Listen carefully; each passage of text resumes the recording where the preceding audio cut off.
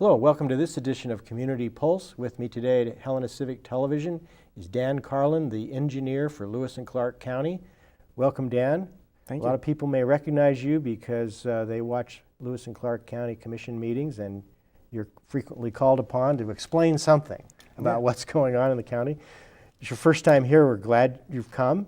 I have a list here in my hand of specific questions to ask you about the general topic of flood mitigation. We're sitting here in the late part of winter, anticipating spring and anticipating, with the wonderful snowpack we have, some flooding that's sort of inevitable in the valley. So that's the topic, and you're the expert, and so let's start with what the county does about flood mitigation. Can do, will do, should do, you name it. All right, well, thanks for having me. So I guess I'll start there with the flood mitigation. What we do is, our job is to protect public infrastructure, roads, bridges, major culverts, things like that. We also go a long ways to protecting other critical infrastructure, so schools, firehouses, things of that nature. As many people noticed, there was a lot of sandbags last year in the neighborhood of Rossiter School, as well as the West Valley Fire Department. Those are good examples of critical infrastructure, things we do in the middle of a flood. There's a lot we do outside of flood times. Right now we're working on getting our Trap Club project off the ground and constructed. We've been working on that for a long time. That effort started in 2012. Yeah, let's talk about that a little bit more, because I'm not familiar with it, but I think I know where it is. And the Trap Club is a club for trap shooting out near Sierra Road, out near Rossiter School, if I'm not mistaken. Yeah. What is the project there? Yeah, good question. So what we noticed in 2011 in the midst of flood fighting was we cut a hole in the existing trail there that allowed water to flow into that Trap Club. And what that did is that took the top off of the water. So it's like a reservoir? Yeah, it gave us a temporary place to store water so we could get the water that was still flowing around Rossiter School in that area. It lessened the impact downstream. So when we saw that, we did a little more analysis, and we discovered that, we could continue to do this and it can have a positive impact, but we wanted to formalize that, how that worked. So we went to FEMA and we requested a grant, a hazard mitigation grant, to formalize that. We were successful in that process, and we got in the neighborhood of $700,000 to work through that. As we did that, we came up with some other pieces to that puzzle. So we needed to work the water through the valley, and we discovered that we needed to look at it closer. So we went back and we talked to FEMA and said we need to do more analysis. We need to look at what the real hydraulics, which is how the water flows, and the hydrology, which is where the water is coming from. So we did that. We requested a scope change to that grant, which we got. We created a hydrologic and hydraulic study that really looks at what I had just mentioned, where it's coming from and where it's going, and how it gets there. What that revealed to us is what we originally intended wasn't going to achieve the mitigation we wanted. So we went back to FEMA and said, hey, this is what we learned, this is what we're trying to do, and this is how we can get there. And they said, great. We requested another $1.1 million, which they gave us. We have to match that with 25% of local funds of the total project. So, do you match that with public monies exclusively, or is there a private investment in this sort of a grant matching exercise or challenge? Yeah, so it's all public, but there was a changeover. What those agencies that provide grant funds really like to see is local buy-in. So I believe it was finalized last year. We have what's called a flood mitigation rural improvement district. And what that does is that pulls in the parcels that are affected by flooding. And there is a $100 a year assessment, and that goes into a specific RID, Rural Improvement District Fund. And we can use that very specifically only within that boundary, and only for mitigation efforts, structural improvements to infrastructure that help move floodwater through the valley. So once that was created, the county stipulated that that money would be used only for that. Yeah. We can use it for matching grant funds, which is what we're doing on that second scope expansion I mentioned. The original grant was funded through the general fund. So there's about $180,000 committed out of the general fund. That's countywide taxes. And then the remainder of the project is funded through that RID. Yeah. So you've talked about the trap project and needing to get beyond that to go further. I mean, it sounds as if you've acquired an awful lot of knowledge, scientific information about the composition of the valley, how it's structured, what it is.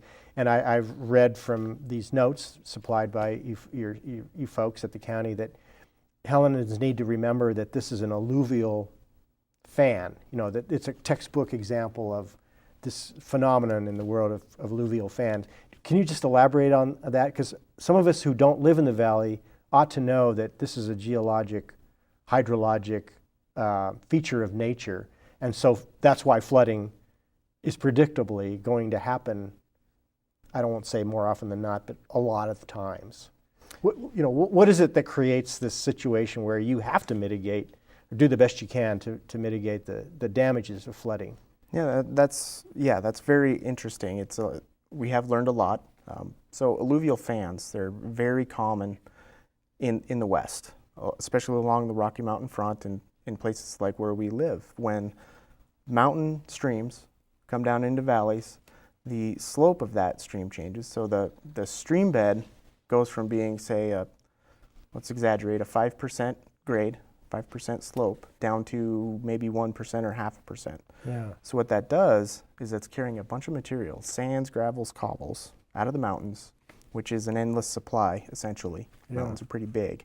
So it's bringing all that material down, and then when it hits that flatter slope, the water slows down. And when water slows down, just like when you're stirring a pot with, malto meal in it, when you stop stirring that pot, it slows down and that stuff settles out. And that's alluvium. That's depositing throughout the valley. And over millennia, an alluvial fan, it's spreading that throughout the valley just in a fan motion. So as it dumps out here, it starts to back up and fill up, and the creek will jump over, and it'll start to fill in here. And then that fills up and it moves over. And eventually it gets to another high spot and it works its way back over. So over, like I said, millennia, thousands of years, our valley has been filling up with these deposits of sands, gravels, and cobbles. Yeah. It's really, really great for building a house on, except for the fact that it's very permeable and water likes to flow through it. So that's the situation we have. And if you look at the aerial photography, which we have just updated as of 2018, it actually shows the flooding last year. There's a lot of standing water, where some of the washes have happened. You can see all these historic channels where 10 Mile Creek has been in the past. And not oddly enough, it's how it works. It flows through those as the water comes up. It re-waters all of those old channels. Yeah. And that's where the water flows. Sounds like it's fascinating, although problematic for all the people who have built houses and other infrastructure buildings.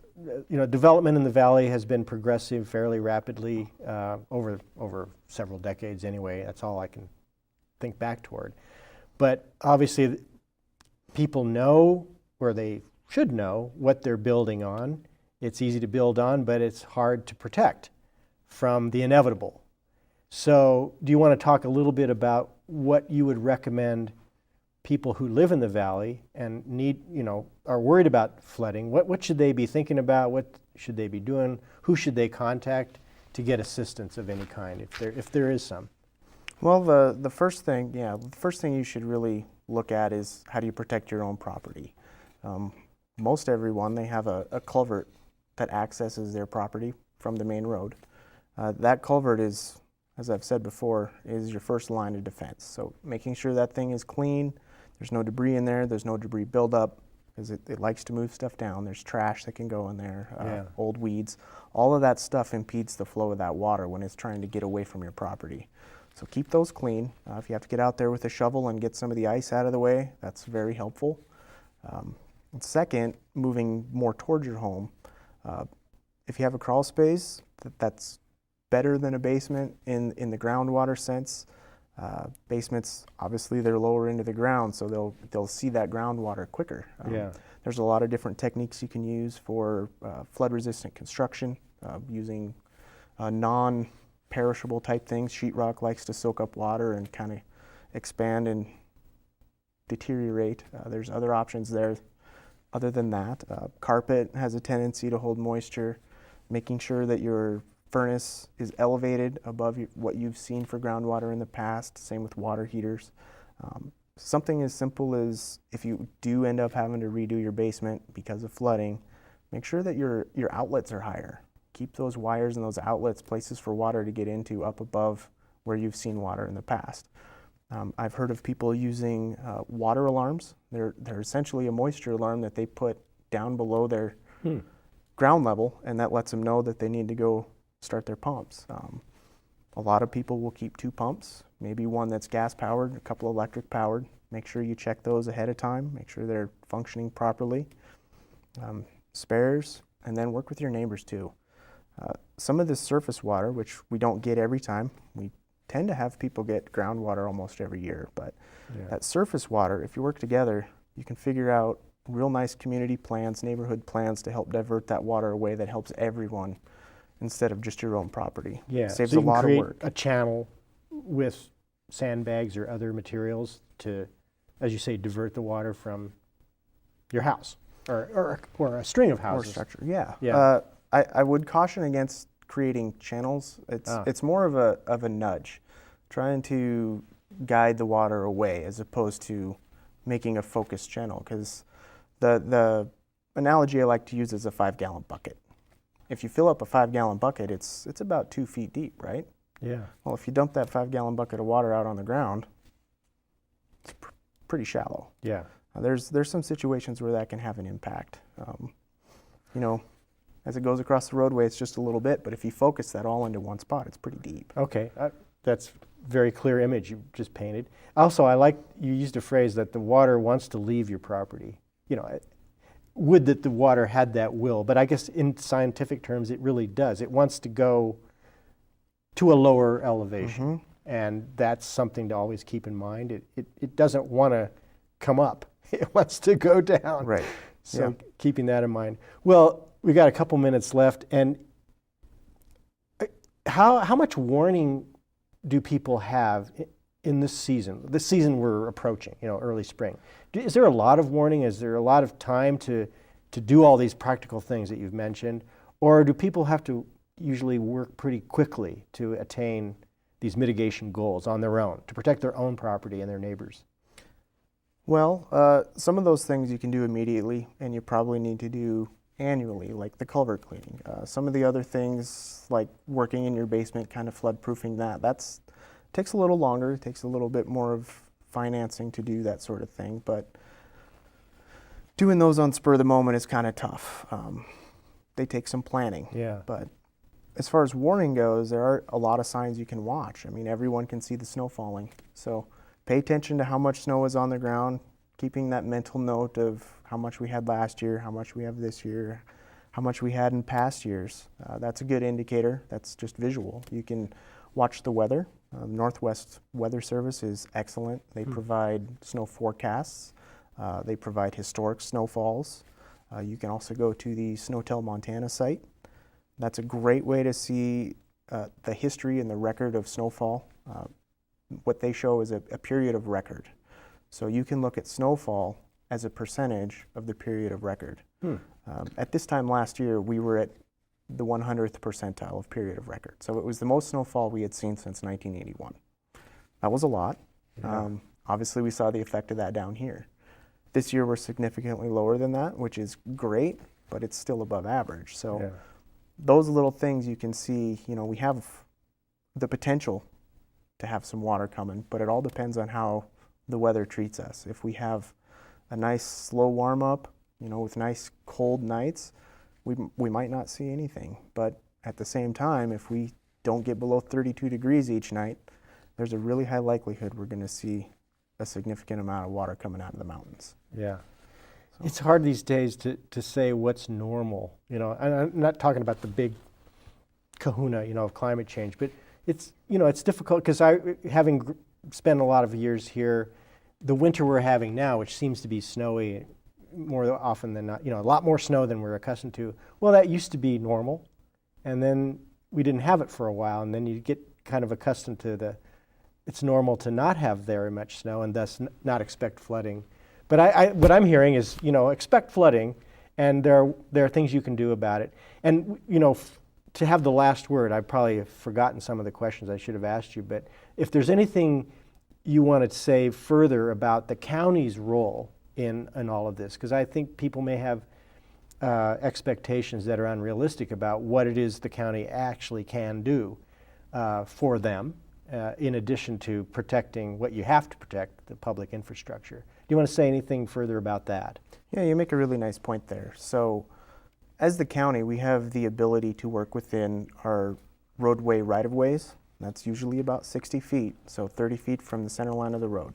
We're limited to that. That's your jurisdiction. Right.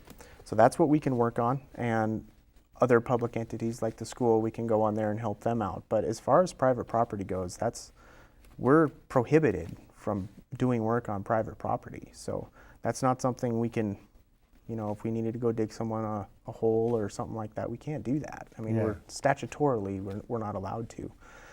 As far as 10 Mile itself goes, we don't own the water. We can't control, how much snow falls and how much is coming out of the mountains. And all we can really do is try to manage as best we can what's coming out and trying to have the least impact possible.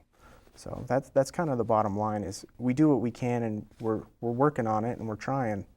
At the same time, our hands are tied a little bit, and we're also at the mercy of nature. Yeah. All of us are. So. Yeah.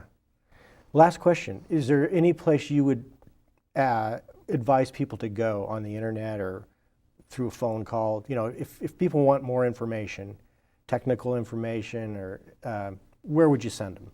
Absolutely. So for the technical information, I mentioned the H&H study. That's available on the county website. You can go there and find all of a good amount of our past efforts, our current efforts, future efforts on how that's going.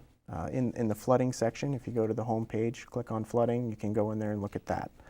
As far as local resources, someone to talk to, someone to get advice from, the Helena Valley Flood Committee, they meet every fourth Thursday. That's an open public group. I attend that every month, and they have great discussion. People come up with great ideas on how to mitigate their house. They help us with pointing us to some past issues, stuff we can try to address. It's a great group of people. There's also the Lewis and Clark County Emergency Management Facebook page, Disaster and Emergency Services Facebook page. That's a great resource. They post a lot of good information, tips, tricks. They also do post some of the weather information and help people get prepared. Yeah. All right. A lot of information and opportunity to learn more about how to deal with flooding and more about just the nature of our valley. Thanks, Dan, for coming. It's been great talking to you. I've learned a lot. I hope our viewers appreciate that. And please join us again for the next Community Pulse coming up in the not distant future. Thank you very much. Thank you.